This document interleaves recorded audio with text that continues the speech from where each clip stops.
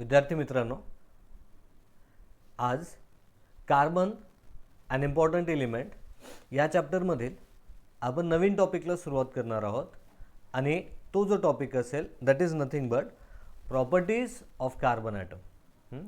जे काही कार्बन आहे त्याच्या प्रॉपर्टीज काय काय आहेत.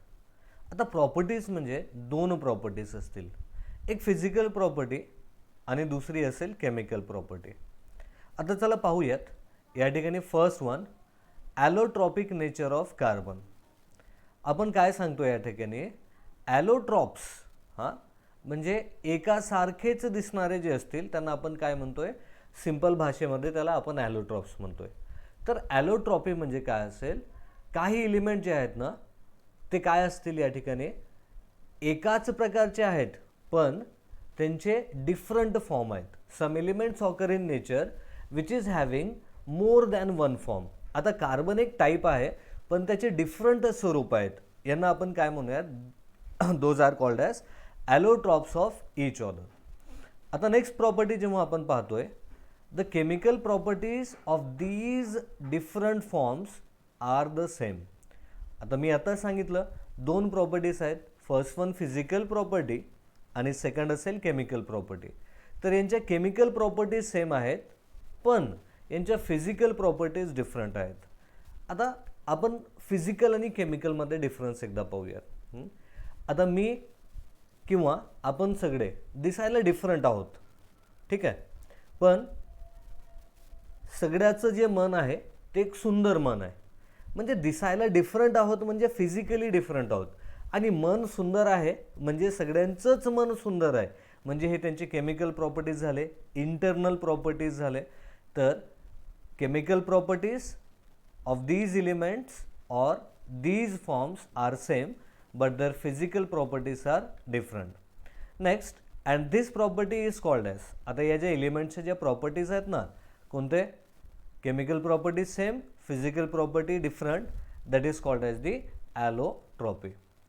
नेक्स्ट, आता या ॲलोट्रॉप्समध्ये कोणाकोणाचा समावेश होतो, which elements are included in the properties or which property shows allotropic nature.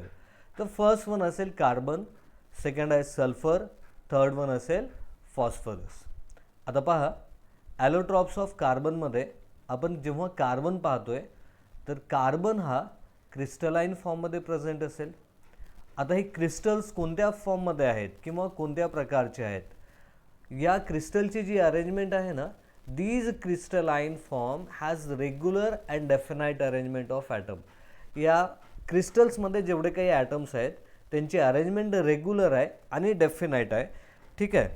त्या कारणामुळं यांचा जो एक बॉन्ड आहे, एक स्ट्रॉंग बॉन्ड तयार झालेला आहे. आता हा कोणता बॉन्ड असतोय, कोव्हॅलंट बॉन्ड.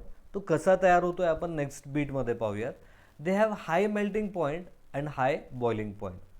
आता ॲक्च्युअलमध्ये मेल्टिंग पॉईंट काय असतो आणि बॉइलिंग पॉईंट काय असतो, the temperature at which solid starts to melt. एका विशिष्ट तापमानाला स्थायूचं रूपांतर द्रवामध्ये व्हायला लागतोय, that is called as melting point. And boiling point, the temperature at which liquid starts to boil. एका विशिष्ट तापमानावरती लिक्विड जेव्हा बॉईल व्हायला स्टार्ट होतोय त्याला आपण काय म्हणूया, दॅट इज बॉइलिंग पॉईंट. ठीक आहे, आय होप क्लिअर आहे. चला नेक्स्ट पार्ट पाहूयात. क्रिस्टलाइन फॉर्ममध्ये जेव्हा आपण बोलतोय तर या ठिकाणी डेफिनाइट जिओग्राफिकल शेप आहे, शार्प एजेस आहेत, टोकं आहेत त्याला, अँड सरफेस त्यांचा कसं असेल, प्लेन. तर क्रिस्टलाइन फॉर्म्समधले प्रॉपर्टी जेव्हा आपण पाहतोय, अरेंजमेंट रेग्युलर आहे आणि डेफिनाइट आहे, हाय मेल्टिंग पॉईंट आहे, हाय बॉइलिंग पॉईंट आहे, आणि definite geographical shape, sharp edges आणि प्लेन सरफेस या ठिकाणी अवेलेबल असेल. आता कार्बनचे 3 ॲलोट्रॉप्स आहेत. आता कोणते आहेत, first one is diamond, second one is graphite and the second one graphite, third one that is fullerene. ठीक आहे, तर आता या ठिकाणी पाहूयात. चला,